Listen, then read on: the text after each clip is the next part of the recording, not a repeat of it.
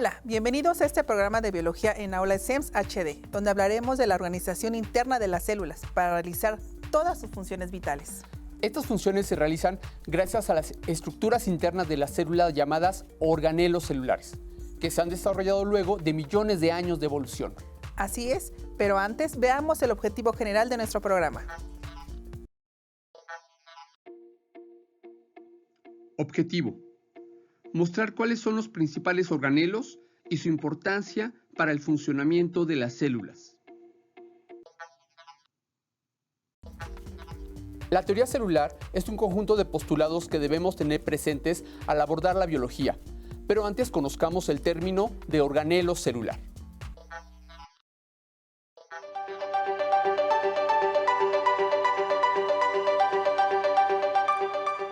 La totalidad de los seres vivos de la Tierra estamos hechos de células.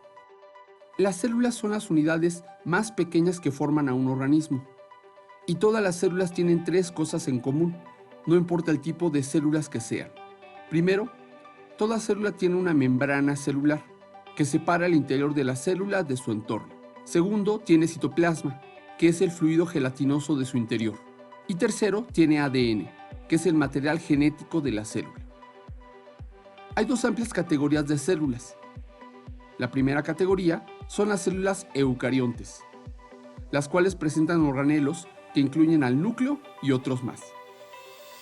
Las células eucariotas son las células más avanzadas y complejas conocidas, y las presentan las plantas y todos los animales, incluyendo a los humanos.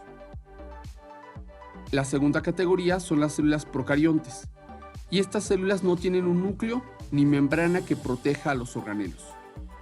También tienen material genético, pero no está contenido dentro de un núcleo. Las células procariontes son, por ejemplo, las bacterias.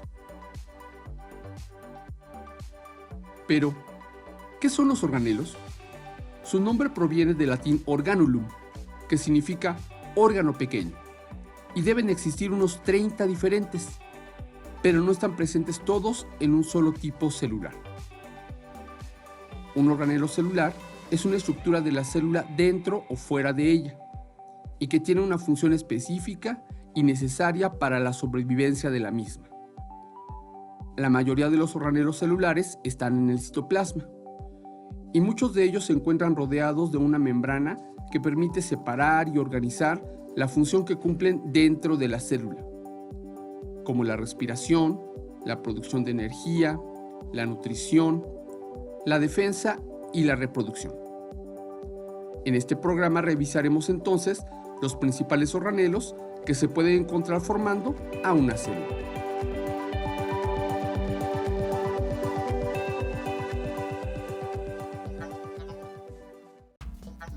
Como se observó, los organelos celulares permiten a la célula organizar la forma en que realizan sus funciones vitales, tal como sucede dentro de los seres humanos, por medio de los órganos especializados, para que el cuerpo sobreviva.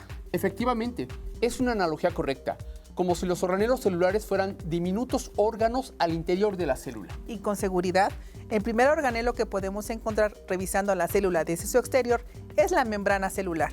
Veamos algunos detalles de ella. Si comenzamos de afuera hacia adentro, con la primera estructura con la que nos toparemos es con la membrana plasmática. Esta es una estructura común para todas las células en la naturaleza, que es sumamente importante, pues proporciona la barrera que delimita a las células y separa todo lo que hay en su interior del medio externo. Está formada principalmente por unas moléculas llamadas lípidos, pero también contiene muchas proteínas y carbohidratos que ejercen funciones importantes. Generalmente se describe como una estructura semipermeable o selectivamente permeable, lo que quiere decir que permite el paso de ciertas sustancias y evita el paso de otras de afuera hacia adentro y viceversa. La pared celular es una capa rígida y resistente que recubre externamente la membrana plasmática de algunos tipos celulares, proporcionándole soporte estructural y protección. Sin embargo, aunque comúnmente se describa a la pared celular como un componente extracelular prácticamente inactivo, con funciones simplemente mecánicas y estructurales, esta puede llevar a cabo un gran número de funciones de las cuales depende la vida de muchas células, tales como la defensa ante los cambios químicos del medio, el acceso y distribución del agua y nutrientes al interior de las células y el almacenamiento de moléculas capaces de detectar patógenos, así como de controlar el desarrollo de tejidos en organismos multicelulares. Como ya les había comentado, no todas las células tienen paredes celulares. Esta estructura solo la podemos encontrar recubriendo las membranas de la mayoría de las células procariotas de algas, hongos y plantas. Las células animales, por el contrario, no poseen pared celular. En cada uno de estos tipos de células, la composición química de la pared varía. Sin embargo, las moléculas que las construyen generalmente son grandes cadenas de azúcares que se entrelazan formando un entramado similar al de una esponja de alambre, fuerte, resistente, rígido, pero a la vez flexible. Es importante señalar que la pared celular que se mencionó en el video solo está presente en las células procariotas, algas, plantas y hongos. Ahora, si revisamos el interior de la célula, sin duda alguna, el organelo más importante es el núcleo celular, que puede considerarse como el palacio de gobierno de una ciudad desde donde se administra y controla todo. Veamos su estructura y sus funciones.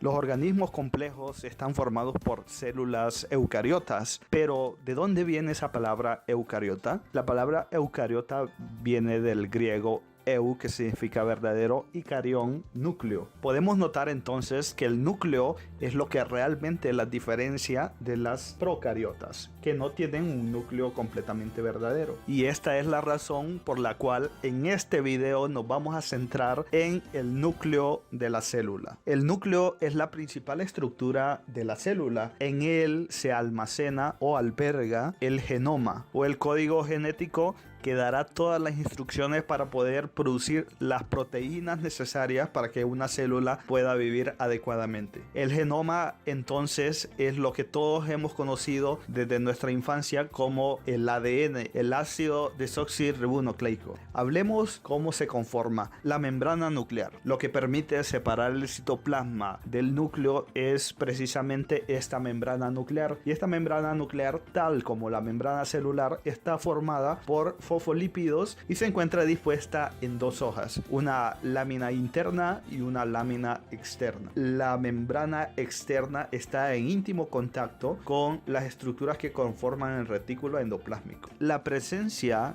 de poros que son selectivos al paso de iones o moléculas pequeñas, tal como lo estamos viendo en esta imagen, podemos ver estos poros nucleares. Estos poros nucleares en realidad son proteínas que permiten un paso selectivo de moléculas hacia adentro o hacia afuera del núcleo. Pero por supuesto que lo más importante es el material genético que el núcleo contiene. El ADN, como la doble hélice que nosotros conocemos, generalmente se encuentra enrollado en unas proteínas que se llaman histonas, para así dar lugar a los cromosomas que tanto conocemos. Y solo nos falta hablar de una estructura, y esta es el nucleolo. El nucleolo, tal como lo ven en esta imagen, es esa estructura que es casi central en el núcleo y que está mayormente teñida. Las principales características del nucleolo es que es muy rico en ARN, en ácido ribonucleico, y también aquí se sintetiza una gran cantidad de ARN ribosómico. Este ARN ribosómico es el que luego, junto con el ARN de transferencia y el ARN mensajero, dan lugar a los aminoácidos que luego van a conformar las proteínas necesarias para que la célula pueda existir adecuadamente. El núcleo y los demás organelos se encuentran flotando en un líquido gelatinoso llamado citoplasma, donde se realizan diversas reacciones químicas importantes para la célula. Conozcamos un poco más sobre el citoplasma y el citosol. El citoplasma es el líquido que posee una textura gelatinosa y que se encuentra en el interior de la célula, compuesto principalmente por agua, sales y moléculas orgánicas. Tanto en células eucariotas como procariotas, el citoplasma se encuentra envuelto por la membrana plasmática, aunque en el caso de eucariotas también se puede encontrar fuera de la pared celular, mientras que en las procariotas ocupa absolutamente todo el interior de la célula. El citoplasma tiene 4 partes principales: la matriz citoplasmática, encargada de almacenar sustancias esenciales para la vida de la célula; el citosol, lugar donde ocurren las reacciones metabólicas de la célula; el citoesqueleto, que es la red que da forma a la estructura celular; y los orgánulos, pequeños órganos que se encuentran dispersos por el citoplasma. El citoplasma, además, se divide en 2 regiones principales: el ectoplasma, que es el más próximo a la membrana plasmática, y el endoplasma, la región más interna. Finalmente, el citoplasma cumple varias funciones como dar forma, soporte y movimiento a las células, además de actuar como almacén y nutrir a la célula gracias a la transformación de nutrientes en energía. Una función importante que se realiza en el citoplasma es la síntesis de proteínas. Y para ello, los ribosomas son los encargados de unir los aminoácidos para que se fabriquen estas macromoléculas. Así es. De hecho, las moléculas formadas, llamadas proteínas, son utilizadas en una gran cantidad de funciones vitales. Ahora veremos qué son los ribosomas. Los ribosomas son un tipo de macromoléculas que se encuentran tanto en células eucariotas como procariotas. Tienen 2 funciones principales. Por un lado, se encargan de la síntesis o la traducción de los aminoácidos en el ARN mensajero, exclusivamente en las células eucariotas. Y por otro, actúan como fábricas de proteínas para los seres vivos, tanto en las células eucariotas como en las procariotas. Los ribosomas se forman en el citoplasma, en el caso de las procariotas, mientras que en eucariotas son producidos en el nucleolo. Atendiendo a su estructura, los ribosomas se componen de 2 piezas fundamentales, una grande y otra pequeña, además de una cadena de ácido nucleico que porta el ARN mensajero y que divide estas 2 unidades. Una vez que las proteínas fueron sintetizadas, deben ser modificadas en el retículo endoplasmático para que tengan la estructura que la célula necesita y funcionen adecuadamente. Terminando el proceso de modificación proteica, las proteínas son transportadas a toda la célula y estas almacenadas hasta que sean requeridas. Esto lo hace el aparato de Golgi. Veamos cómo sucede. El retículo endoplasmático es un tipo de orgánulo celular que se caracteriza por llevar a cabo la función de sintetizar las moléculas del interior de la célula y transportar sustancias. Este orgánulo únicamente aparece en células eucariotas, es decir, en las células animales y vegetales. Existen 2 tipos de retículo endoplasmático. Primero encontramos el rugoso, más próximo al núcleo, caracterizado por tener ribosomas adosados a sus paredes y encargado de sintetizar las proteínas, mientras que el retículo más externo es el liso, productor de lípidos. La estructura de este orgánulo es similar a una serie de sacos que se encuentran aplastados y conectados entre sí por una serie de tubos. Junto a este orgánulo es común encontrar el aparato de Golgi, ya que es a este otro orgánulo al que envían las proteínas sintetizadas para posteriormente llevarlas al resto de la célula. A su otro lado se encuentra el núcleo, anexo al retículo endoplasmático rugoso. El aparato de Golgi, también conocido como cuerpo o complejo de Golgi, es un tipo de orgánulo celular que se caracteriza por llevar a cabo la función de distribuir las proteínas por toda la célula, ya que el retículo endoplasmático se encarga de sintetizarlas y enviarlas hasta Golgi. Cuando las proteínas entran en el aparato de Golgi, también sufren ciertas transformaciones antes de ser enviadas al organismo. Así, son enviadas a una serie de cisternas, en las cuales unas enzimas se encargan de modificarlas, recibiendo fragmentos de lípidos o glúcidos, donde forman diferentes sustancias y finalmente son empaquetadas en unas membranas para dar 2 tipos de vesículas. Por un lado están las secretoras, encargadas de enviar las proteínas fuera de las células, o de almacenamiento o lisosomas, donde permanecen en el citoplasma celular. En cuanto a la estructura del aparato de Golgi, este consta de una serie de sáculos o cisternas aplastados entre sí y rodeados por una gran variedad de vesículas. Siguiendo con la analogía de la célula y una ciudad, es necesario que exista un sistema de protección contra agentes externos peligrosos y también a otros que afectan desde el interior. Esa protección la hacen los lisosomas y peroxisomas, como lo veremos a continuación.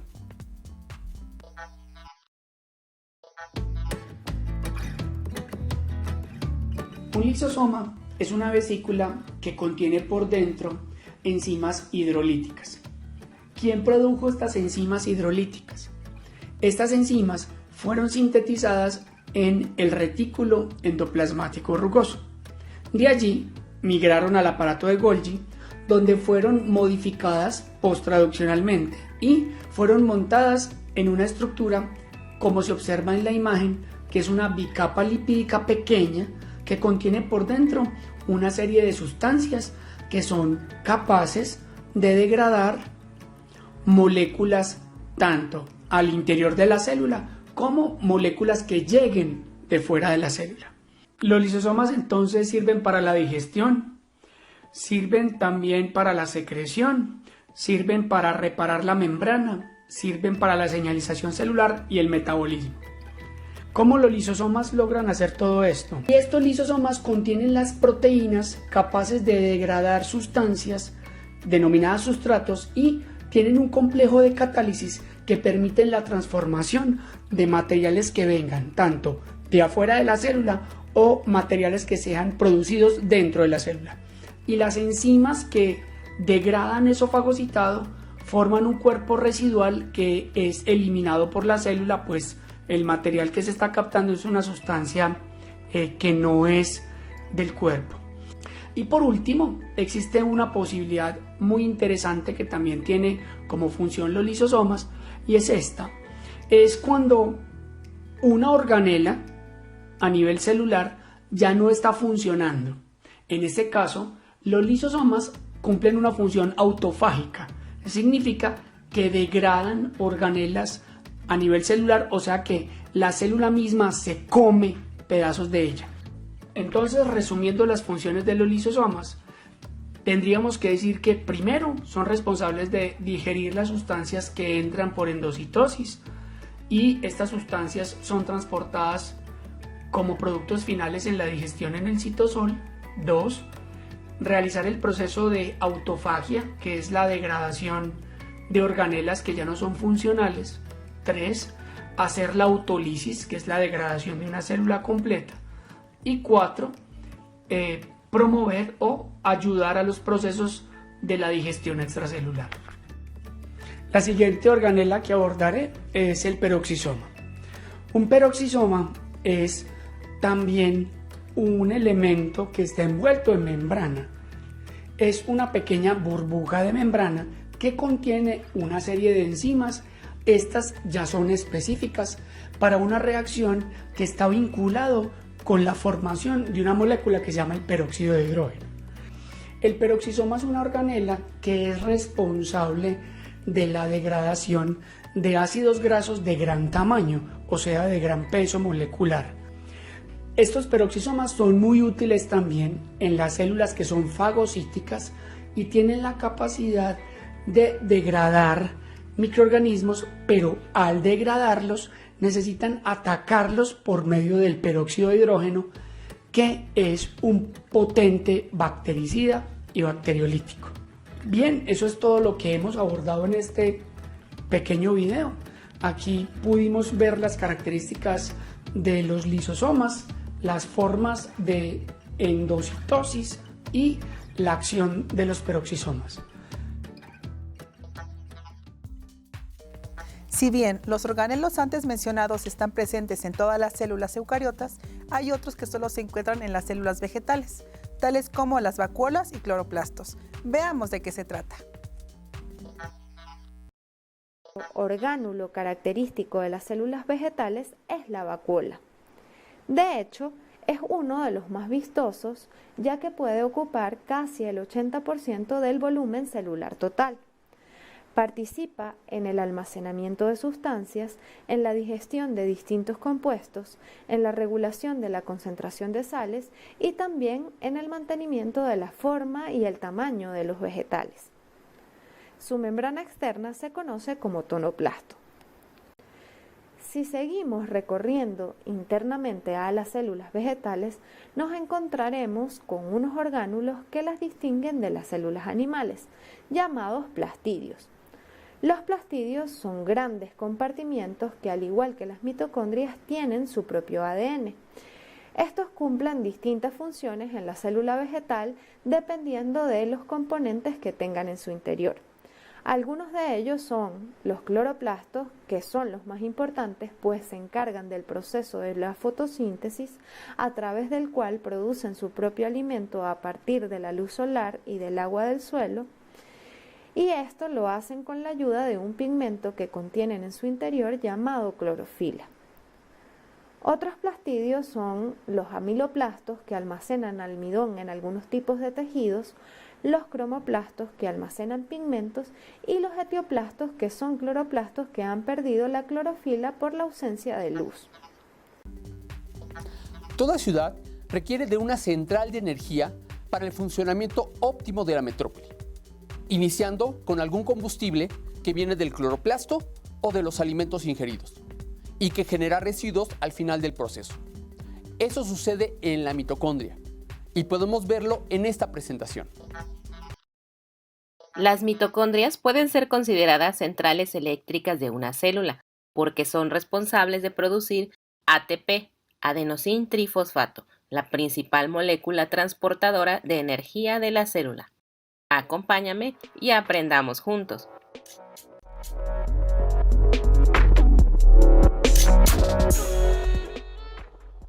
El ATP es la energía almacenada a corto plazo de la célula. La respiración celular es el proceso de hacer ATP usando la energía química que se encuentra en la glucosa y otros nutrientes. En las mitocondrias, este proceso utiliza oxígeno y produce dióxido de carbono como producto de desecho.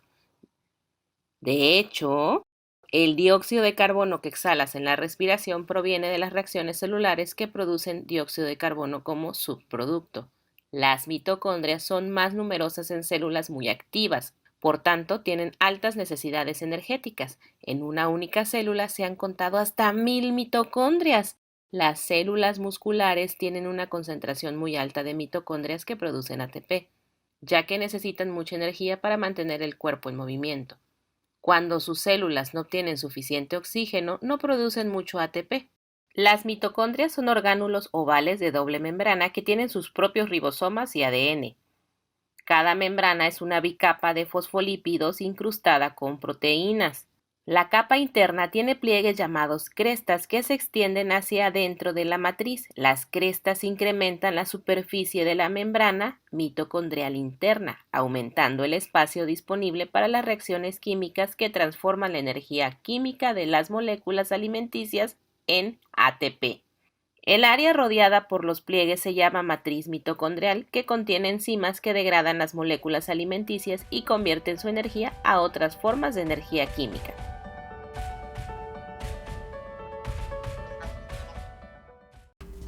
Por otra parte, un organelo poco mencionado pero de gran importancia es el citoesqueleto, palabra que quiere decir el esqueleto de la célula. Y en una ciudad puede representar en parte a los caminos, puentes y túneles, es decir, la infraestructura vial. Veamos esa y otras funciones. Millones de años de evolución han dado como resultado la unidad mínima de la vida, la célula, que es una maquinaria biológica altamente compleja y eficiente que no funcionaría en los humanos si no fuera por su citoesqueleto. Pero, ¿qué es el citoesqueleto? Cuando pensamos en la palabra esqueleto, nos vienen a la mente imágenes como esta o esta. En todos los casos, se trata de elementos rígidos con función estructural. Sin embargo, el citoesqueleto de las células es algo muy diferente. La capacidad de las células eucariotas para adoptar diversas formas, organizar sus numerosos componentes internos, interactuar con el entorno y realizar movimientos coordinados depende del citoesqueleto, que es una intrincada red de filamentos proteicos que se extiende por todo el citoplasma. Sin embargo, a diferencia de nuestro propio esqueleto óseo, el citoesqueleto es una estructura muy dinámica que se reorganiza continuamente a medida de que la célula cambia de forma, se divide y responde a su entorno. El citoesqueleto no es solo los huesos de la célula, sino también sus músculos y participa en numerosas funciones vitales. El citoesqueleto de la célula está formado por 3 tipos de filamentos diferentes: los microfilamentos de actina, los filamentos intermedios y los microtúbulos. Cada uno de ellos está formado por subunidades proteicas distintas y posee propiedades mecánicas diferentes. Los microtúbulos son largos tubos huecos formados por dos proteínas globulares, las tubulinas alfa y beta. Su diámetro es de 22 nanómetros y su longitud es variable. Son importantes en el transporte y el movimiento de vesículas y organelos dentro del citoplasma, gracias a proteínas motoras que dirigen el movimiento de los organelos a lo largo de los microtúbulos. También participan en la reproducción celular, pues durante la división final de la célula madre en dos células hijas, controlan el movimiento y repartición de los cromosomas que tiene lugar durante la mitosis o la meiosis. Además, los microtúbulos son componentes principales de los cilios y los flagelos, estructuras que participan en el movimiento de muchos tipos de células, incluyendo a los espermatozoides humanos y de todos los animales. En segundo lugar, los filamentos intermedios se encuentran en organismos pluricelulares y son particularmente abundantes en células sometidas a tensiones mecánicas, como las células de la piel, nerviosas y musculares. Tienen un grosor intermedio entre los microtúbulos y los filamentos de actina, de unos 12 nanómetros de grosor. Los filamentos intermedios otorgan resistencia mecánica a las células e intervienen en uniones especializadas entre dos células vecinas. Además, fijan a las células a la matriz extracelular. En muchas células, los filamentos intermedios tienen una disposición radial, que va desde la envoltura nuclear hasta la periferia de las células. Por último, los filamentos de actina o microfilamentos, de un diámetro promedio de 7 nanómetros, están constituidos por varias moléculas de una proteína globular llamada actina G. Los filamentos de actina son fuertes a pesar de ser muy finos. A menudo se asocian formando fibras de tensión que cruzan el citoplasma como cables, o se enredan entre sí formando cinturones y redes. Los filamentos de actina, junto con la miosina, también actúan en las células animales durante la división celular, estrangulando el citoplasma y separando las dos células hijas durante la citocinesis. La actina y la miosina son además los componentes principales de los conjuntos contráctiles complejos de las células musculares. En resumen, vimos que el citoesqueleto está formado por tres estructuras principales compuestas por diferentes proteínas. Por un lado, vimos a los microtúbulos, que tienen el diámetro mayor, y su función principal era de brindar transporte a las vesículas, organelos y distintas sustancias dentro de la célula. Además, tienen un rol en la división celular y también en la locomoción de la célula. Por otro lado, vimos a los filamentos intermedios, cuya función principal es la de brindar un soporte estructural a las células y también tienen un rol en la unión entre diferentes células y entre las células con el medio extracelular. Y por último, los microfilamentos o filamentos de actina, que tienen el diámetro menor. Tienen que ver con brindar forma a la célula, con el movimiento celular y con la división celular. El citoesqueleto es así una estructura tridimensional altamente ordenada, que no es rígida ni permanente. Es una estructura dinámica que cambia y se desplaza de acuerdo con las actividades de la célula. Un organelo es una estructura que realiza una función específica dentro de una célula, tal como sucede en los órganos internos del cuerpo humano. Existen alrededor de 30 organelos celulares diferentes, pero nunca están todos presentes en un solo tipo celular. En cada célula varían en forma, tamaño y estructura. Las células procariontes poseen pocos organelos a diferencia de las células eucariontes, siendo estas más evolucionadas, más diversas y de mayor tamaño, gracias a la gran cantidad de organelos que presentan. Gracias por acompañarnos en esta sesión de biología en Aula SEMS HD. Si consideras tener dudas sobre el tema, te recomendamos consultar a tu docente o escanear el código QR que aparece en pantalla para que observes, entre otros materiales, un video sobre una célula como si fuera una ciudad. También te invitamos a visitar nuestro canal en YouTube. Dale like, suscríbete y activa la campanita de notificaciones. Además de seguir las transmisiones de Aula SEMS HD en Facebook, Instagram, por el canal 12.1 de Radio y Televisión de Hidalgo.